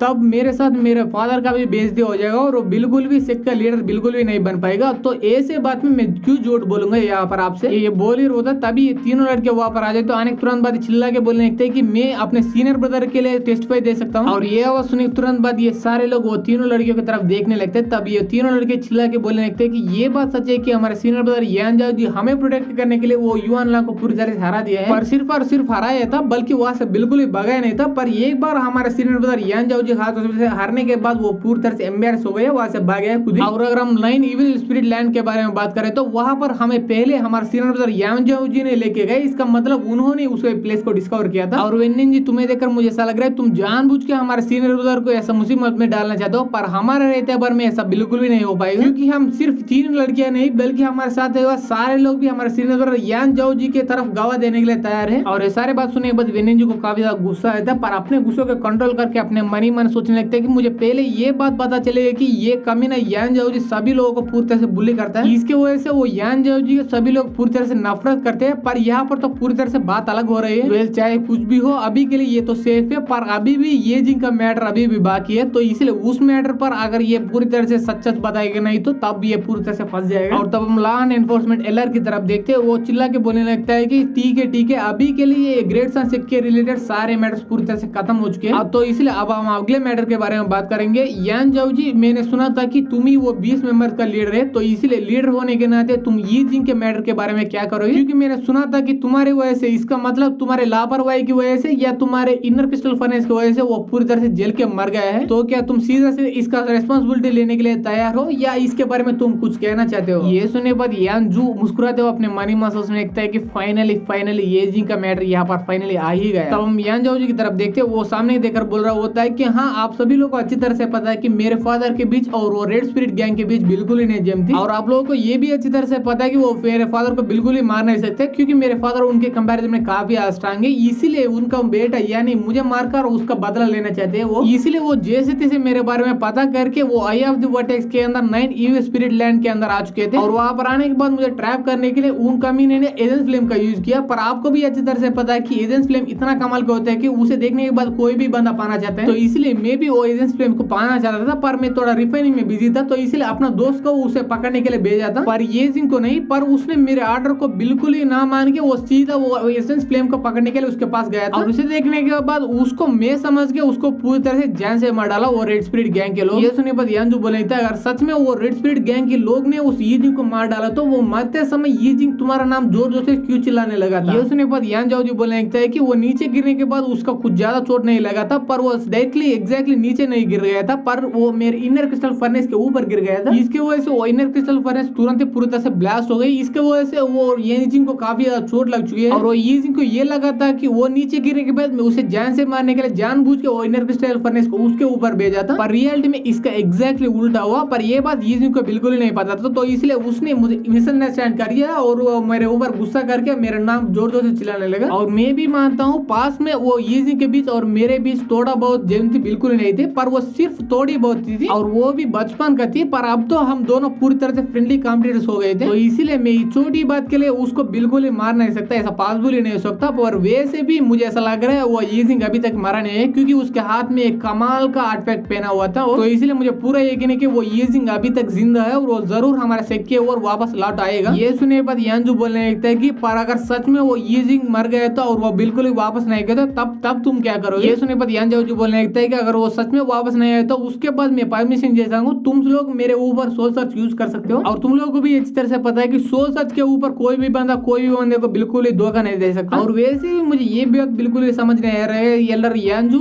आप मेरे ऊपर इतना शक क्यों कर रहे हैं? क्योंकि उसको मारने वाला मैं नहीं बल्कि वो रेड स्पिरिट गैंग के लोग हैं। अगर मैं वहां पर उस ये जिंग को बचाने की कोशिश करूं तब भी मैं इतना स्ट्रांग नहीं हूं कि वो रेड स्पिरिट गैंग के लोगों के साथ फाइट करूं। मैंने जो जो बोलना था वो सारे चीजें बोल दिया। अब मुझे ये बिल्कुल ही समझ नहीं आ रहा है कि आप ये जिंग के मैटर में इतना क्यों इन्वॉल्व हो रहे हैं। मुझे ऐसा लग रहा है आपके बीच में और ये जिंग के बीच में थोड़ा सीक्रेट रिलेशनशिप है। ये सुनने के बाद यानजू गुस्से से बोलने लगता है कि तुम्हारा मतलब क्या है? ये सुनने के बाद लॉ एनफोर्समेंट ऑर्डर बोलने लगता है कि शांत हो जाओ तुम दोनों। और यानजू जी तुम्हारे बातों पर मुझे पूरा भरोसा है, क्योंकि ये सारे बातों के बारे में तुम्हारे जूनियर्स को पहले ही पूछ चुका था और उन्होंने भी एग्जैक्टली यही जवाब दिया है, तो इसलिए ये मामला यही पर खत्म हो जाती है। ये सुनने के बाद यानजू जी बोलने लगता है कि अगर ये दोनों मामले पूरी तरह से खत्म हो जाए तो मैं एक और मामले के बारे में बात कर रहा हूँ। ये मामला ये दोनों मामले से काफी ज्यादा इंपॉर्टेंट है, क्योंकि ये मैटर उस बंदे के बारे में जिस बंदे ने हम सारे लोगों के बारे में इंफॉर्मेशन वो रेड स्पिरिट गैंग को बता के हम सारे लोगों का जान खतरे में डाल दिया है। और उस बंदे के बारे में मुझे सब कुछ पता चल गया, और वो बंदा और कोई नहीं बल्कि लिंगफेंग वैली का ही बंदा, और उसके साथ साथ हमारा सेक्टर का ही फॉलोअर लेलर है, और उसका नाम और कोई नहीं बल्कि वेनेन जी है। और एक्चुअली मुझे इसके बारे में एक और चीज पता चल गया, उसने सिर्फ हमारे बारे में वो रेड स्पिरिट गैंग को ही नहीं बताया, बल्कि जिस रिपोर्ट को तैयार करके मैं हमारे सेक्टर को भेजा था उस रिपोर्ट के अंदर ही उसने छेड़खानी की है। ये सुनने के बाद ये वेनेन जी को मन फट जाती है और वो कुछ भी नहीं बोल पाता, बस ऐसा घूर के उस यानजू को देखे रहा होता है। ये सुनने के बाद यानजू बोलने लगता है कि तुम्हारा मतलब क्या है? क्या तुम्हें पता है कि वो वेनेन जी ने सीधा आकर वो रिपोर्ट को मुझे ही दिया, मैं सीधा जाकर सेक्रेटरी को दिया है? इसका मतलब तुम वो वेनेन जी को नहीं बल्कि मेरे ऊपर भी चेक कर रहे हो क्या? ये सुनने के बाद यानजू जी बोलने लगता है कि अभी तक तुम्हारे अगेंस्ट मुझे कोई भी प्रूफ नहीं मिला, तो इसलिए अभी तक मैं सिर्फ वेनेन जी को ही चेक कर रहा हूँ, और एग्जैक्टली उसको मैंने चेक नहीं बोल सकता, क्योंकि मैं लिख के बोल सकता हूँ उस कमीना वेनेन जी हमारे दुश्मनों के साथ मिला हुआ और हमारे सेक्टर को पूरी तरह से बर्बाद करना चाहते हैं। सभी लोगों को यहाँ पर अच्छी तरह से पता है कि वो वेनेन जी मेरे फादर के अगेंस्ट है। अगर मेरे फादर के अगेंस्ट हो तो सिर्फ मेरे फादर को बर्बाद करने के बारे में सोचना चाहिए उसको, और उसने ऐसा बिल्कुल नहीं किया, बल्कि हमारा पूरा सेट को डिस्ट्रॉय करने के बारे में सोच रहा है। तो इसलिए ये छोटा गलती नहीं बल्कि एक बड़ा सा क्राइम है। ये सुने तुरंत बाद वेनेन जी वहां से उठ जाता है और चिल्ला के बोलने लगता है कि यानजू जी मुझे अच्छी तरह से पता है कि तुम्हारे तुम्हारा फादर एक एल्डर है, वो भी फर्स्ट एल्डर है। इसका मतलब ये नहीं कि तुम यहाँ पर कुछ भी आकर तुम कुछ भी बोल सकते हो। ये सुनने के बाद यान जाओ जो बोलने लगता है कि अबे साले क्या तू पूरी तरह से बेरो हो क्या, क्योंकि मैं एक ही मिनट पहले बोला था कि तुम्हारे अगेंस्ट मेरे पास प्रूफ है और यही वो प्रूफ। ये बोलने के तुरंत में आपने स्टोरेज बैग के अंदर के एक मोर स्टोन्स को बाहर निकाल लेता है। इसके बाद बोलने लगता है कि यही तुम्हारे अगेंस्ट प्रूफ है। और ये बोलने के तुरंत बाद हमारे एपिसोड यही पर खत्म हो जाते हैं। अगर आप लोगों को ये एपिसोड पसंद आए तो एपिसोड को लाइक कर दीजिए, शेयर कर दीजिए, मेरे चैनल को सब्सक्राइब कर दीजिए। Thanks for watching guys.